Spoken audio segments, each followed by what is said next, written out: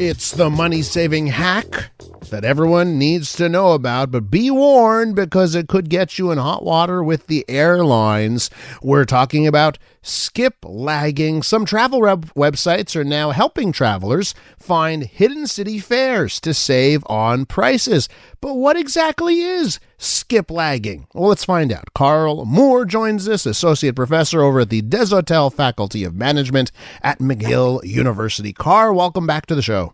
Always a pleasure, Elias. Tell me about skiplagging. Tell our listeners, what is it? Well, it's been around for a long time, but it's getting a lot more airplay these days. I mean, we're talking about it, but it's becoming a little bit more knowledgeable, particularly among Gen Zs. Is what you do is you're flying. You want to go from Montreal to Calgary, but you buy a ticket from Montreal to Vancouver, stopping in Calgary. And when the plane stops, people get off, and you get off. You have only carry-on luggage. Mm-hmm. You don't have luggage below, because that would get you in trouble, because the luggage would go on to Vancouver. You get off the plane to Calgary, and the plane flies on to Vancouver, or another flight goes to Vancouver. You're not on it.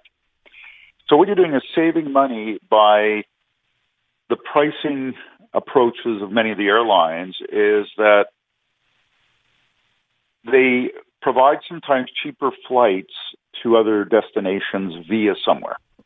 Yeah. So essentially what you're doing is you want to go to Calgary, but you buy a ticket through to Vancouver, but it's cheaper. You get off the plane in Calgary and don't worry about going to Vancouver. So what I want to know is why can that even happen, right? Because, cost of fuel and that kind of thing.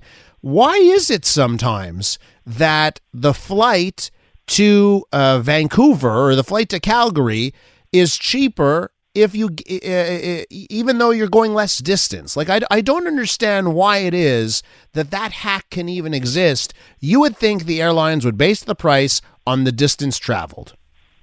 Well, maybe many years ago they did, but thanks to data analytics, things like that, AI is getting more and more involved as well. What they recognize is that there's different demand and different routes. Therefore, they want to do it, and airlines are businesses. And don't forget, Elias, that we're coming out of the worst time in aviation history for profitability called COVID, where 90% of flights stopped. And remember, on Saturdays, my wife would go shopping. Only one person was allowed in the store. So I would then drive out to the airport 4 or 5 weekends. I did this in a row, and I would park my car literally in front of the terminal. There was no other cars. Security guards waved at me, and I'd walk in. And there was 3 or 4 flights the whole day from Montreal.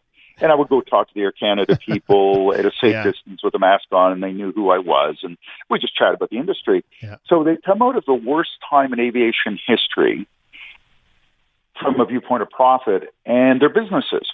So Air Canada is traded on the Toronto Stock Exchange. Mm-hmm. WestJet is owned by Jerry Schwartz and Onyx, one of Canada's great business people. WestJet is owned by Onyx. These are companies that are businesses. Mm-hmm.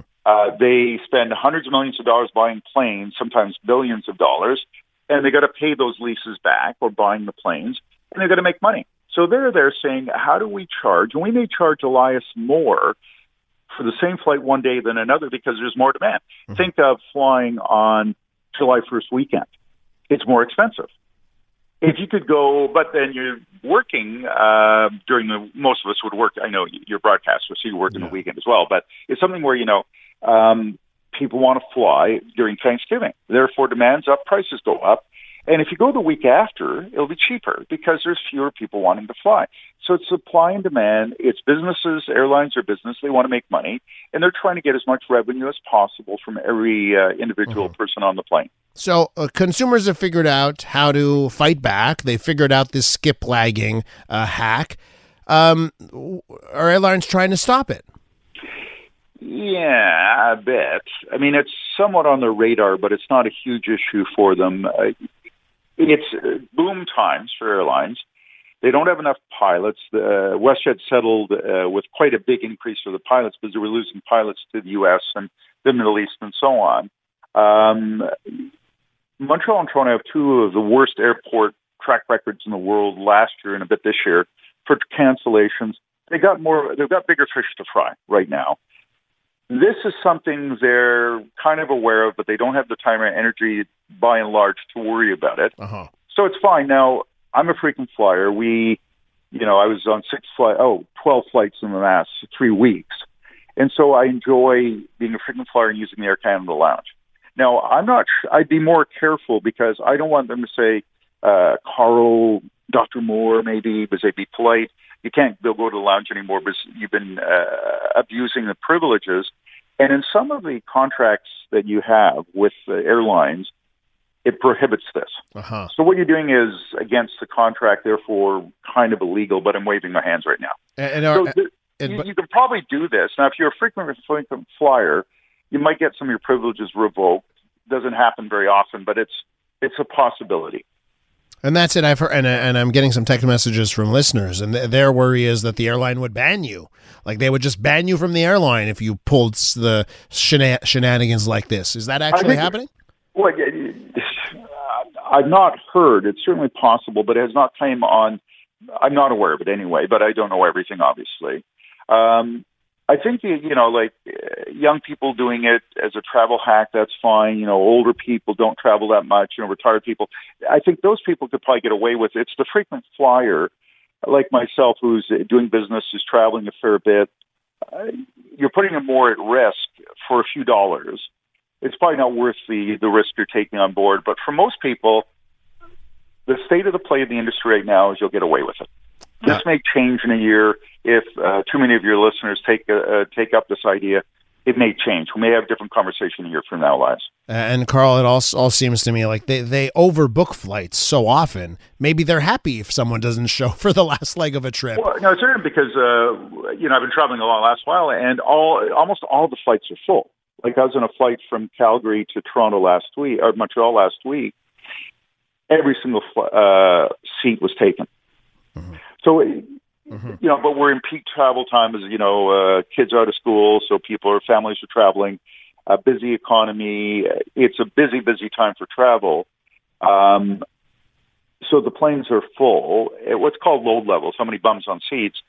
It's at high levels right now, and that's great from an airline viewpoint. They love it because they're trying to make back some of the profit, the huge losses they had during the pandemic. And there are also businesses that want to compete, and their share prices go up because the senior executives, particularly, can make bandits, they make a lot of money. Mm-hmm. So they're very incented to try to get the share prices up. And if you own the shares and they go up, that's great from a viewpoint of saving for retirement or just building your wealth. Karl, we got to leave it there. It's always great talking to you, and come back real soon. Look forward to it, Elias. That is Karl Moore from the Desautels Faculty of Management over at McGill University.